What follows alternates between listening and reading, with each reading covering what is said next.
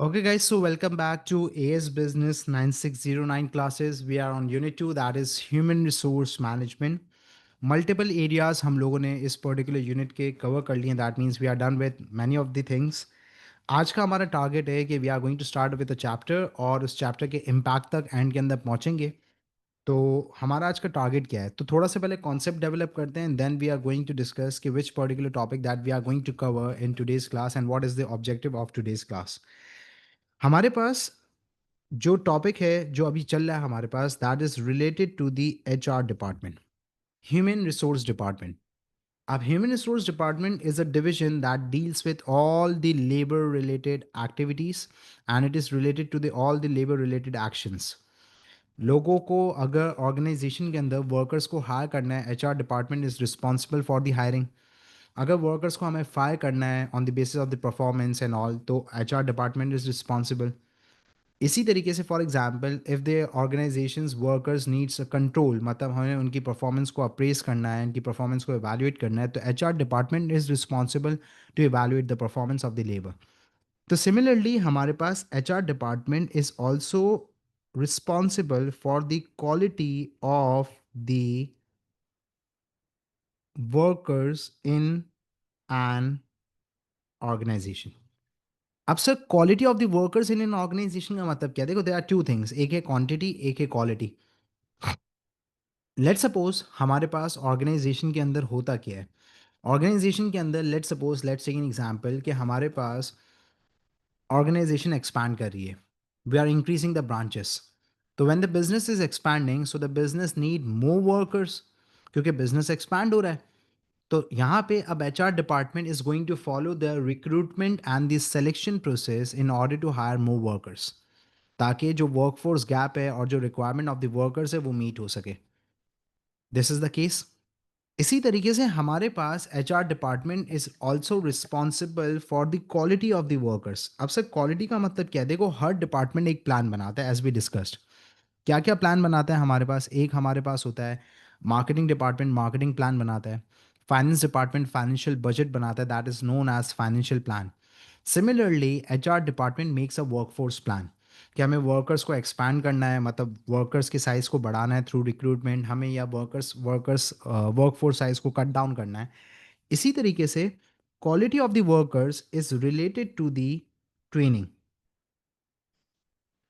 अब ऑर्गेनाइजेशन के अंदर वर्कर्स को ट्रेनिंग कब रिक्वायर्ड होगी? लेट सपोज हमें नई स्किल्स रिक्वायर्ड हैं ऑर्गेनाइजेशन में, तो we are going to train the workers so that they can get equipped with the new skills. इसी तरीके से ऑर्गेनाइजेशन के अंदर वर्कर्स की जो प्रोडक्टिविटी है वो लो हो गई है, तो प्रोडक्टिविटी इश्यूज आ रहे हैं, प्रोडक्टिविटी लेवल लो हो गया है, मतलब they are not that much skilled या उनकी परफॉर्मेंस ऐसी नहीं है, तो we are going to follow the training process. तो training of the workers also comes under the HR department and it is also known as one of the function of the HR department. और you can say for this training and development, the workforce of an organization or HR department is responsible for the workforce training. तो आज का जो target हमारे पास है staff training and development. तो आज की जो क्लास है वो हमारे पास फोकस करेगी on the staff training and development, जिसके अंदर we are going to develop the concept कि स्टाफ ट्रेनिंग एंड डेवलपमेंट होती क्या है. Then we are going to discuss the different methods of training of the workforce, कि क्या क्या methods हैं और कब कौन सा मैथड सूटेबल होगा और अप्लाई किया जाएगा by the organisation. And in the end we are going to discuss the impact of the training and development on the organisation and on the workforce both. तो अब आ जाएं ज़रा यहाँ पे. अभी मैं कुछ भी स्टाफ ट्रेनिंग एंड डेवलपमेंट के डिस्कस नहीं कर रहा. अभी सबसे पहले मैं आपको यहाँ पे एक बहुत फैक्ट बात बताने जा रहा हूँ.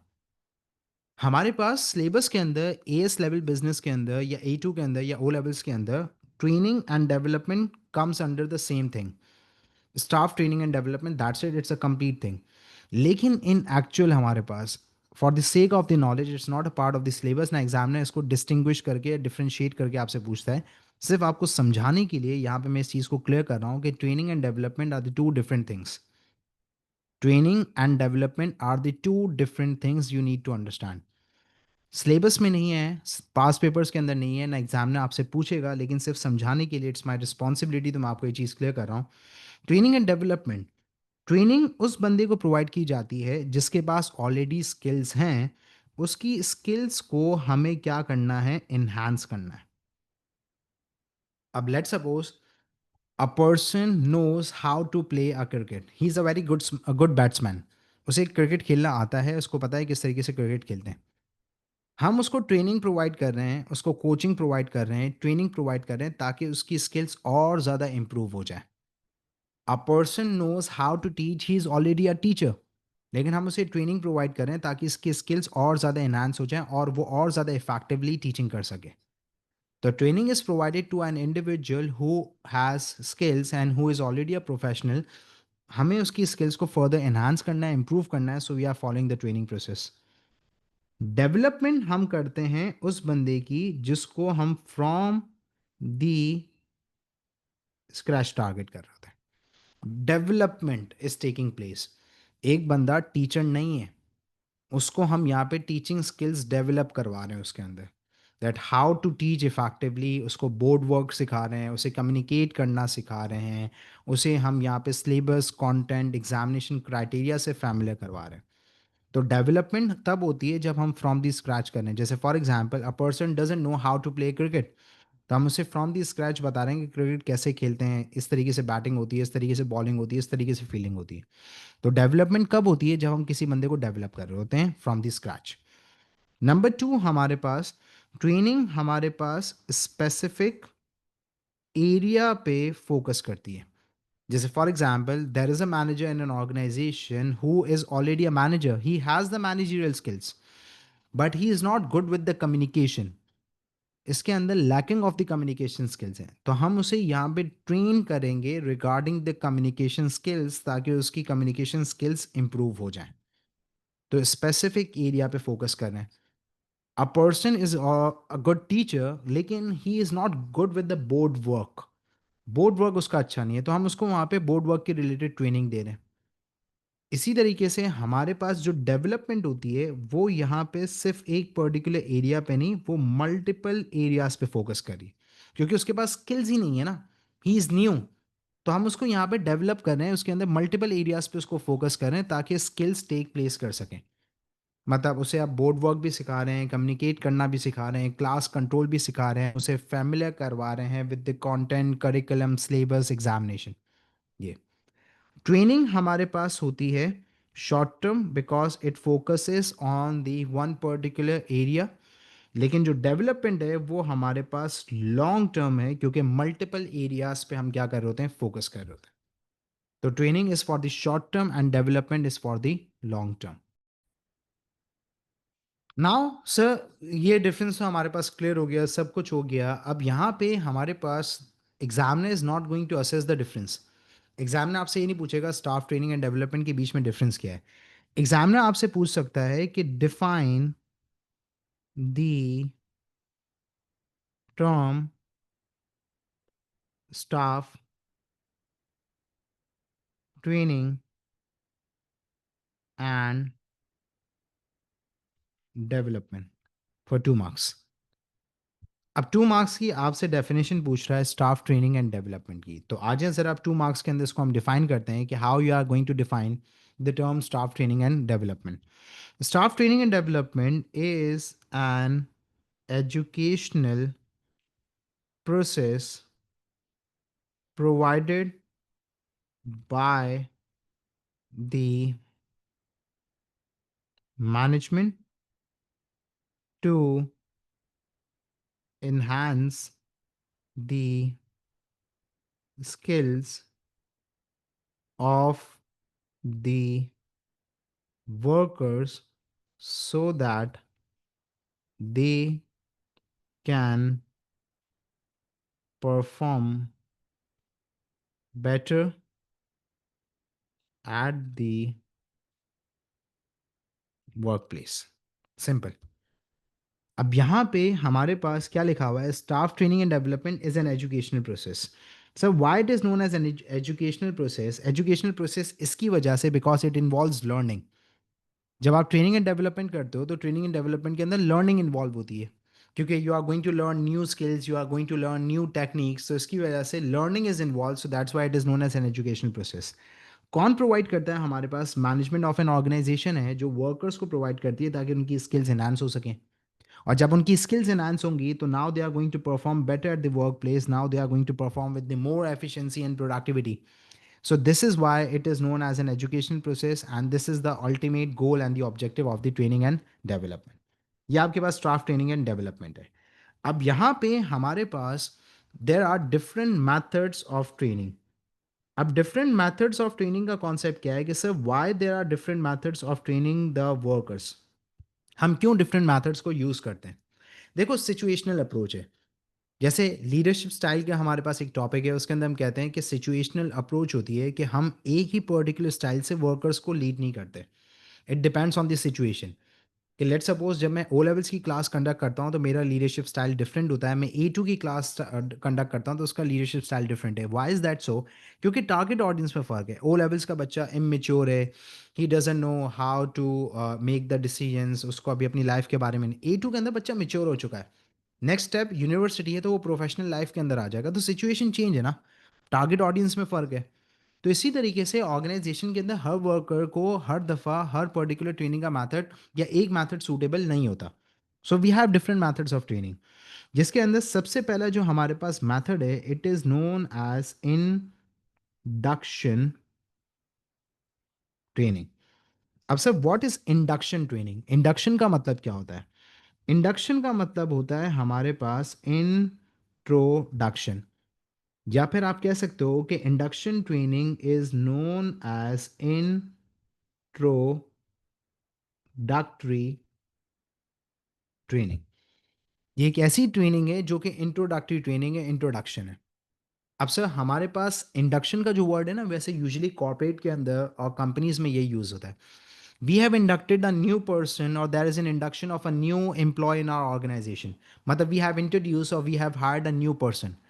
तो इंडक्शन ट्रेनिंग किसको प्रोवाइड की जाती है? एक ऐसे एम्प्लॉय को जो कि हमारी ऑर्गेनाइजेशन में नया है। और नए एम्प्लॉय को हम हायर कहाँ से करते हैं? हम जब एक्सटर्नल रिक्रूटमेंट या हायरिंग का प्रोसेस करते हैं जिसके अंदर एडवर्टाइजमेंट होती है, नंबर ऑफ कैंडिडेट्स अप्लाई करते हैं and we choose and select the best one. तो that particular employee is new to our organisation. तो एक सिचुएशन यहाँ पे बच्चे के जहन में एक सवाल आता है कि सर अगर एक बंदा, जैसे for example you are a clothing retail business, और आपके पास एक बंदा आप हायर करते हो वो भी क्लोथिंग रिटेल बिजनेस का ही एक्सपीरियंस रखकर आ रहा है, तो the nature of the business is same, the industry is same. तो in that case you are going to follow, in that case also you are going to follow the induction training, yes. उसके पास industry same है, लेकिन वो जो business है जहाँ से वो आ रहा है और जो मेरा बिज़नेस है उसके दोनों के कल्चर में, टर्म्स एंड कंडीशंस में, वर्किंग एनवायरनमेंट में, प्रैक्टिसेस में डिफरेंस है। तो अगर लेट्स सपोज एक पर्टिकुलर टीचर है, वो एक स्कूल से दूसरी स्कूल में जाता है, सेम इंडस्ट्री है, एजुकेशनल सेंटर है, लेकिन दोनों स्कूल का जो कल्चर होगा, एनवायरनमेंट होगा, वो डिफरेंट होगा। तो इसके लिए हम यहाँ पे उस पर्टिकुलर एम्प्लॉय को ये ट्रेनिंग प्रोवाइड करते हैं, इंट्रोडक्टरी ट्रेनिंग, ताकि उसे हम फैमिलियर करवा सकें किससे? हमारे बिजनेस के कल्चर से। दैट मीन्स कि हम उसे यहाँ पे फैमिलियर करवा सकें with the terms and conditions under which he और she has been hired. Number two, हम उसे फैमिलियर करवाएंगे with the premises of an organisation, और हम उसे यहाँ पे फेमिलियर करवाएंगे विद द रिलेशनशिप ही और she has in our organisation. मतलब अब हमारी ऑर्गेनाइजेशन में एक बंदे ने ज्वाइन किया है तो रिलेशनशिप का कॉन्सेप्ट ये है कि क्या कौन से उसके लोग होंगे जो टीम मेंबर्स होंगे, उसे किसको रिपोर्ट करना होगा, वो किसको रिपोर्ट करेगा, उसके अंडर कौन लोग आएंगे, वो किस पर्टिकुलर डिपार्टमेंट का डोमेन का पार्ट है, वो किस पर्टिकुलर डिवीजन के अंदर ऑपरेट करेगा। That is making him familiar with the relationship he और she has in an organisational structure. फिर दूसरा हमारे पास है प्रेमिसेस। प्रेमिसेस का मतलब है कि we are going to make him familiar with the boundaries of the business, कि ये हेड ऑफिस है, ये अकाउंट्स ऑफिस है, ये रिक्रिएशनल एरिया कैंटीन एरिया है, ये आपका केबिन है, ये पर्टिकुलर हमारे पास है प्रोडक्शन यूनिट है। तो जो भी प्रेमिसेस होंगे ऑफ द बिजनेस उससे हम फैमिलियर करवाएंगे। और culture in terms and conditions का मतलब है कि जो भी हमारे पास प्रैक्टिसेस होती हैं, जो भी हमारी रेगुलरिटी पंक्चुअलिटी के related terms and conditions and policies हैं, उसकी री इन्फोर्समेंट होगी टू मेक हिम फैमिलियर। और हम ये क्यों फैमिलियर करवा रहे हैं, ताकि उसके जो चांसेस ऑफ एरर्स हैं वो हमारे पास क्या हो जाएं, कम हो जाएं। चांसेस ऑफ एरर्स या फिर चांसेस ऑफ मिस्टेक्स हैं वो उसके क्या हो जाएं, रिड्यूस हो जाएं। सर क्यों रिड्यूस हो जाएं, क्यों हम ये कर रहे हैं? देखो, अगर उसने कोई गलती कर दी और उसे पता ही नहीं है, अब जैसे फॉर एग्जांपल मुझे कोई टर्म एंड कंडीशन नहीं पता कॉलेज की और मैं उसे यू वायलेट कर देता हूँ। अब मुझे पता ही नहीं था, तो it's not my mistake, it's a mistake of the management और एन ऑर्गेनाइजेशन, क्योंकि उसने मुझे फैमिलियर करवाया ही नहीं। अब जब फैमिलियर नहीं करवाया तो इसका मतलब क्या है हमारे पास, कि ऑर्गेनाइजेशन की गलती है कि उन्होंने इसको इंट्रोड्यूस नहीं करवाया। तो अक्सर क्या होता है कि जब नए एम्प्लॉय आते हैं तो उनको जो मेन एरिया है वहाँ पे ले आके इंट्रोड्यूस करवाते हैं कि इन्होंने हमारे साथ ज्वाइन किया है and you are the team members of this particular individual, या आपकी टीम का पार्ट है, तो ऑटोमेटिकली यहाँ पे उसकी एक फैमिलैरिटी डेवलप हो जाती है। और इससे एक और बेनिफिट हमारे पास ये होता है कि जो मोटिवेशन है एम्प्लॉयज़ की वो भी बढ़ जाती है। अब डे वन पे कोई हम उससे सैलरी तो नहीं देंगे, या हम उसे कोई बोनस तो नहीं देंगे, या हम उसे कोई कमीशन तो नहीं दे देंगे। तो हम उसकी मोटिवेशन इस तरीके से बढ़ाते हैं कि we actually make him feel welcoming in an organisation, या फिर इससे आप कह सकते हो कि we are actually developing the sense of belonging. जब हम उसे इंट्रोड्यूस करेंगे in front of the other employees and the team members, तो उसकी एक sense of belonging and he will feel welcoming in an organisation. तो उसकी जो मोटिवेशन है वो बढ़ जाएगी कि हाँ, ऑर्गेनाइजेशन मुझे ओन करती है and it is going to develop a sense of belonging in him towards an organization. So that's why induction training is provided. And the situation is that when you hire a new individual or the employee is new to an organization, so you follow this particular training method. So this is one of the method of training. Now we are heading towards the second method, and the second method is known as on the job training. अब ये क्या method है हमारे पास, on the job training है। अब on the job से पहले यहाँ पे we need to develop the concept, कि हमारे पास कॉन्सेप्ट है वो एक डेवलप करना है हमारे पास, and that is the concept of trainer and the concept of trainee.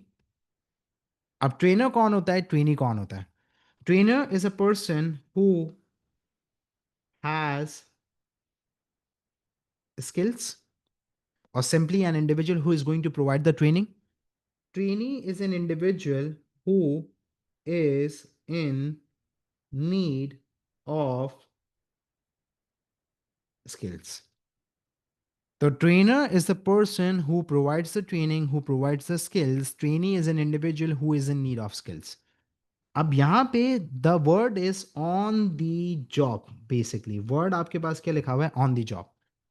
तो ऑन द जॉब का मतलब है कि ये particular training is going to take place at the work place, मतलब इन एन ऑर्गेनाइजेशन। और ये जो ट्रेनर और ये जो ट्रेनी है वो हमारे पास ऑर्गेनाइजेशन के ही एम्प्लॉयज ऑफ एन ऑर्गेनाइजेशन होंगे। अब सर ये कैसे होगी हमारे पास ट्रेनिंग, तो आ जाए, we have an example. In this case हमारे पास जो सीनियर एम्प्लॉय हैं, सीनियर एम्प्लॉय का मतलब क्या है कि ये वो इंडिविजुअल्स हैं जो कि ऑर्गेनाइजेशन के अंदर एक्सपीरियंस्ड हैं। Now, these senior employees are associated with the junior employee, और यहाँ पे the training is going to take place. When the senior employees is associated with the junior employee, जिसको कहा जाता है हमारे पास work shadowing, हमारे पास। अब sir what is the concept of work shadowing, हमारे पास नहीं होता कि स्कूल के अंदर अक्सर सीनियर टीचर की क्लास होती है तो बैक साइड पे जाके जूनियर टीचर जो है वो बैठ जाते हैं, and they start observing the senior teacher, कि how is actually delivering a lecture, how is actually maintaining the decorum of the class, how is actually controlling the class, वो सब ऑब्जर्व कर रहे होते हैं। इसी तरीके से आपके पास मेडिकल यूनिवर्सिटीज़ के अंदर होता है, क्योंकि ऑलमोस्ट जितनी भी मेडिकल यूनिवर्सिटीज़ हैं they are in the hospitals. आप चाहे AQ ले लें, हमारे पास जिना, ये सारे, तो ये जितनी भी हमारे पास मेडिकल यूनिवर्सिटीज़ होती हैं उसके अंदर हमारे पास जो ट्रेनीज होते हैं they actually visit the hospital with the senior doctors and the surgeons, और वो OT में और मेडिकल ओपीडीज पे या हॉस्पिटल में विजिट करते हैं with the doctors in order to learn कि डॉक्टर किस तरीके से पेशेंट्स को ट्रीट कर रहे हैं। इसी तरीके से हमारे पास प्रीमियम एंड जो सलॉन्स होते हैं उसके अंदर जो सीनियर स्टाइलिस्ट होते हैं, हेयर स्टाइलिस्ट होते हैं, when they are on the job, तो जूनियर स्टाइलिस्ट उनके साथ एसोसिएट हो जाते हैं and they learn from them कि how they are actually doing the job. तो दैट इज़ द केस। तो यहाँ पे हम कोई बाहर नहीं भेज रहे, ना बाहर से कोई हमारे पास बंदा आ रहा है, हम यहाँ पे ये जो ट्रेनिंग है at the work place organisation के एम्प्लॉयज़ ही कर रहे हैं। तो when the senior experience employees are associate with the junior employees, it is known as the on the job training. अब सर ये जो ऑन द जॉब ट्रेनिंग है हमारे पास, इसके अंदर एक लिमिटेशन है जो डिस्कस नहीं की गई, मैं आपके सामने डिस्कस करता हूँ। It depends on the culture and the cooperation और the relationship between the senior and the junior employees. अब अगर सीनियर एम्प्लॉयज़ हैं और जूनियर एम्प्लॉयज़ हैं, उनके बीच में बनती ही नहीं है, they do not have the friendly working environment और the relationship between them, so this training can not take place.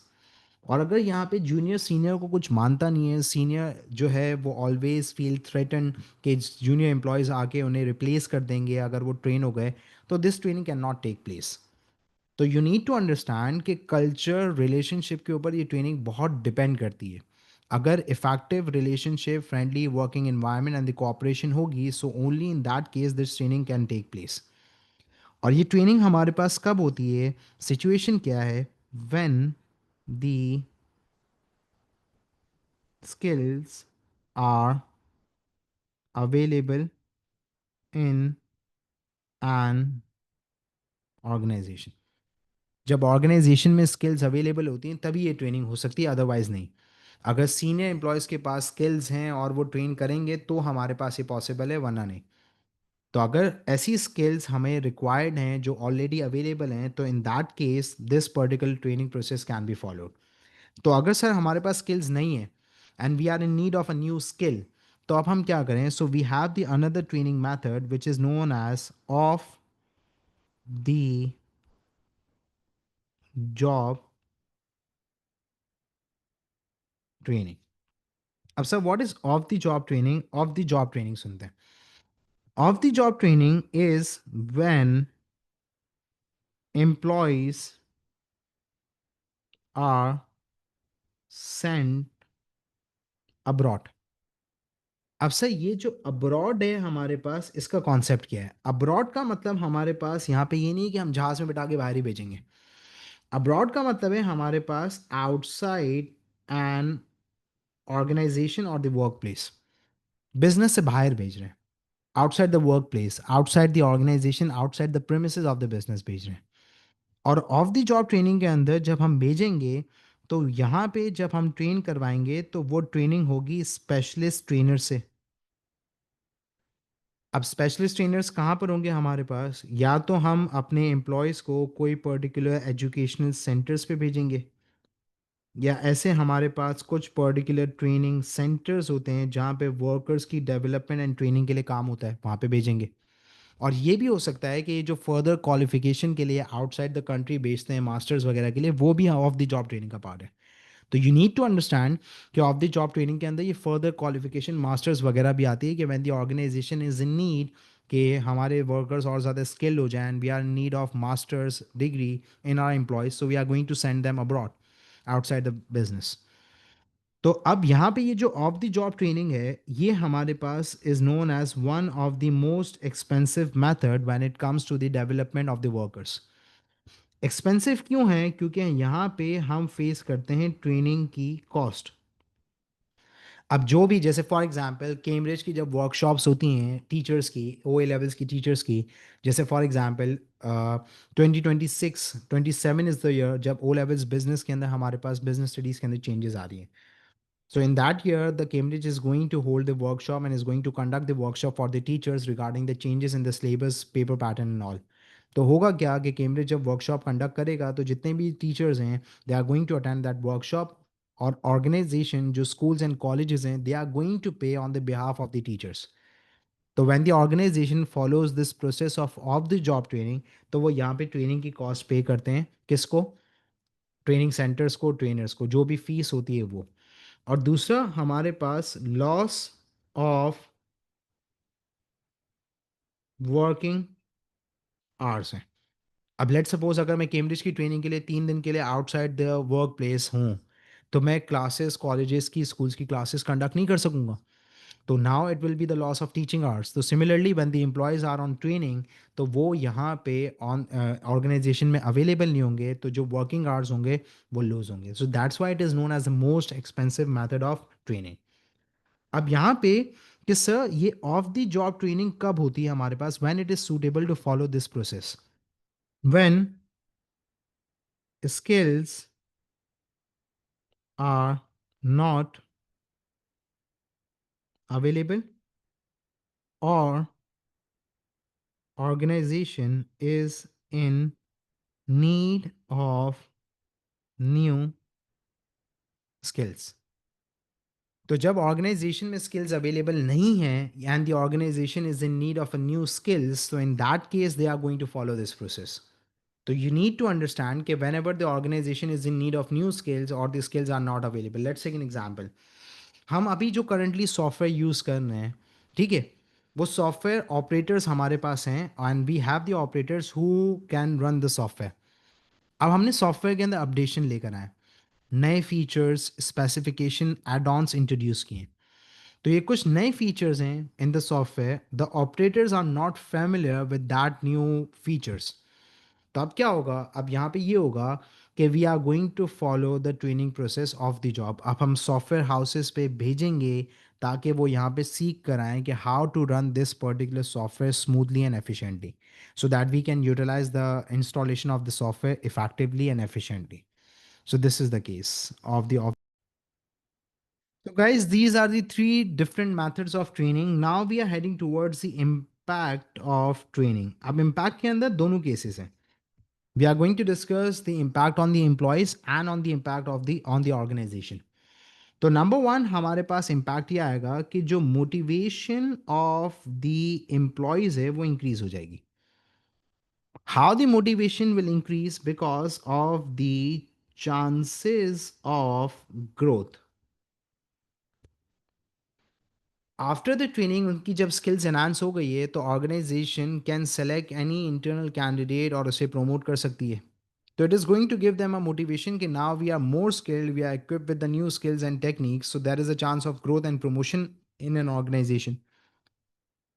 या फिर आपके पास बेटर जॉब अपॉर्चुनिटीज आ सकती हैं कि लेट सपोज पहले आप सिर्फ बैचलर से, now you are masters as well. तो now it can create more job opportunities in the market. उस ऑर्गेनाइजेशन में नहीं, मार्केट के अंदर भी आपके पास जो है ना कैरियर आपका ग्रो कर सकता है।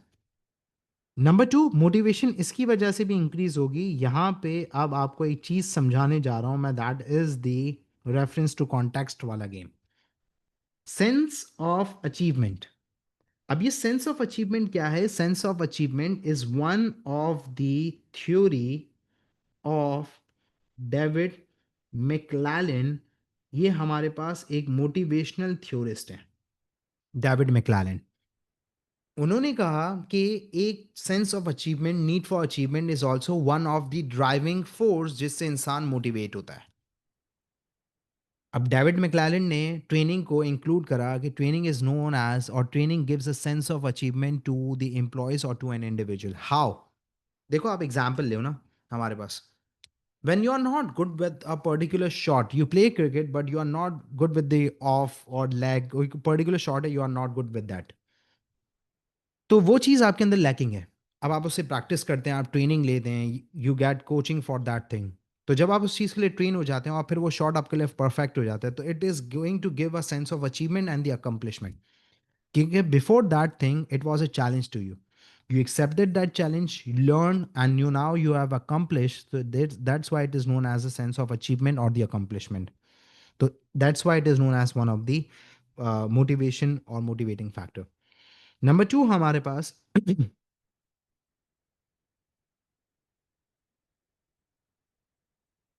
वर्कर्स की जो एफिशिएंसी होगी और वर्कर्स की जो प्रोडक्टिविटी होगी वो क्या हो जाएगी? Increase. Now the workers are more efficient, more productive, तो they are going to provide more value to an organization. Organization की cost कम हो जाएगी, organization का output बढ़ जाएगा, तो benefit है to an organization. Number three हमारे पास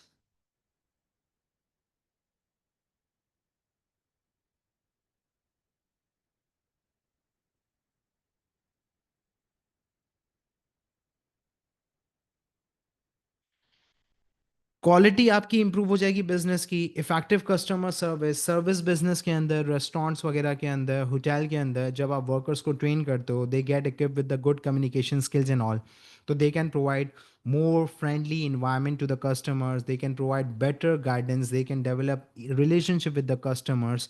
तो इससे ओवरऑल बिजनेस क्या करेगा आपका, ग्रो करेगा। नंबर 4 हमारे पास चांसेस ऑफ एरर्स क्या हो जाएंगे, कम हो जाएंगे। Now they are equip with the new skills and techniques, मतलब उन एफिशिएंट हो गए हैं, प्रोडक्टिव हो गए हैं, तो चांसेस ऑफ एरर्स कम हो जाएंगे हमारे पास, सॉर्ट ऑफ।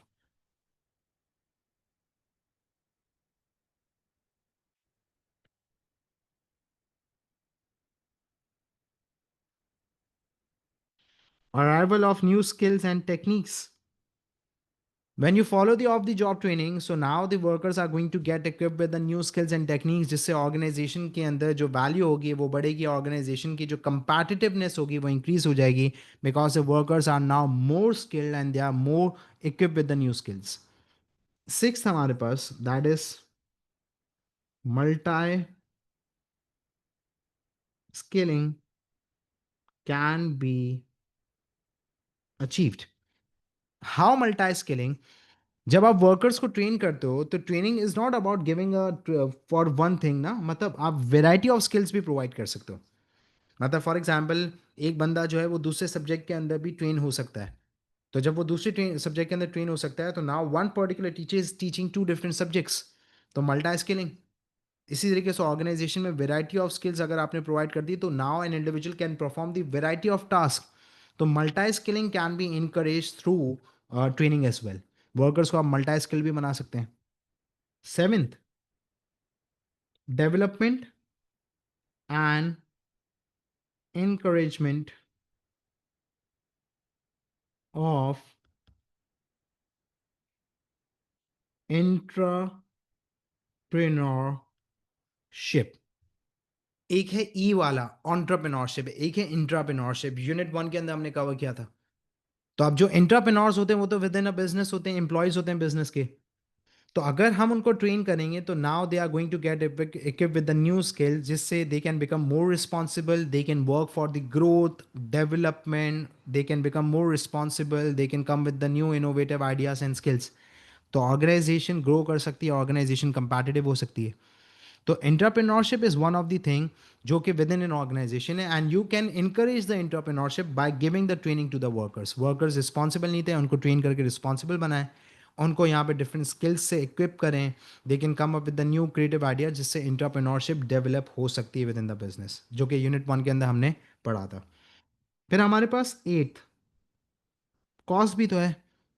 अब चाहे वो डायरेक्ट इनडायरेक्ट कॉस्ट हो, डायरेक्ट कॉस्ट का मतलब जो ट्रेनिंग की हम फीस पे कर रहे हैं, इनडायरेक्ट कॉस्ट जो लॉस ऑफ वर्किंग आवर्स हैं, ये भी हमारे पास है। इसके बाद एक और हमारे पास चीज़ है that you need to understand, is known as poaching. Poaching का मतलब होता है हमारे पास head hunting, and head hunting is at the upper level of staff. अब हेड हंट कर रहे हैं, अब देखो हेड हंट का मतलब क्या है कि we are talking about the minds, we are talking about the intellectual minds. वो नहीं कहते यार इसका बंदा काट लेते हैं ज़्यादा पैसे देके, इसका बंदा मार लेते हैं ज़्यादा पैसे देके, that is known as head hunting, बंदा काटना। ठीक है, पोचिंग। अब हुआ क्या हमारे पास कि आप यहाँ पे ट्रेन होकर आते हैं, organisation follows of the job training, आप बाहर जाते हैं, ऑर्गेनाइजेशन कॉस्ट फेस करती है, ट्रेनिंग की फीस पे करती है, फिर जो ट्रेनिंग के आवर्स का लॉस होता है वो सब कुछ ऑर्गेनाइजेशन बेयर करती है और आपको ट्रेन करती है। And now you are equip with the new skills, तो ऑर्गेनाइजेशन ने कॉस्ट फेस करी है, now it's time to provide the benefit. आप आते हैं वापसी और आपको अच्छी लुक्रेटिव ऑफर्स आना शुरू हो जाती हैं फ्रॉम द राइवल फर्म्स और फ्रॉम द कंपैटिटर्स, तो आप उस ऑर्गेनाइजेशन को छोड़ते हैं और आप दूसरी ऑर्गेनाइजेशन को ज्वाइन करते हैं। तो आपकी जो कॉस्ट है वो आपकी एक्स ऑर्गेनाइजेशन ने फेस की थी, और आपकी जो बेनिफिट है, जो आप बेनिफिट प्रोवाइड करेंगे, वो आप नेक्स्ट ऑर्गेनाइजेशन को प्रोवाइड करेंगे। तो ये जो पोचिंग होती है हमारे पास, it is known as one of the major threat to an organisation when they follow the off the job training. तो ऑफ द जॉब ट्रेनिंग का सबसे बड़ा नुकसान है पोचिंग हमारे पास, कि जब वर्कर्स ट्रेन हो जाते हैं तो they leave their existing organisation and they join the new one, so it is going to be the huge loss to an organisation, क्योंकि उनको बेनिफिट ही नहीं मिलता जो उन्होंने ट्रेनिंग की कॉस्ट के अगेंस्ट फेस करना होता है या एंजॉय करना होता है। तो क्या ऑर्गेनाइजेशन इसे मिनिमाइज कर सकती है? Yes, organisation can sign a contract कि for 2 years 3 years you can not leave an organisation, you can not resign from an organisation, ताकि आप 2-3 सालों के अंदर जो मैक्सिमम बेनिफिट है ऑफ द ट्रेनिंग वो ले सकें from an employ. So these are all known as the impact. So we are done with the training. हमने सबसे पहले ट्रेनिंग एंड डेवलपमेंट के डिफरेंसेस को डिस्कस किया. Then we actually considered the knowledge के ट्रेनिंग एंड डेवलपमेंट क्या होती है. Then we discuss the different methods, induction on the job along with the situation of the job training along with the situation, then the impact of training and development on the organization and on the workforce.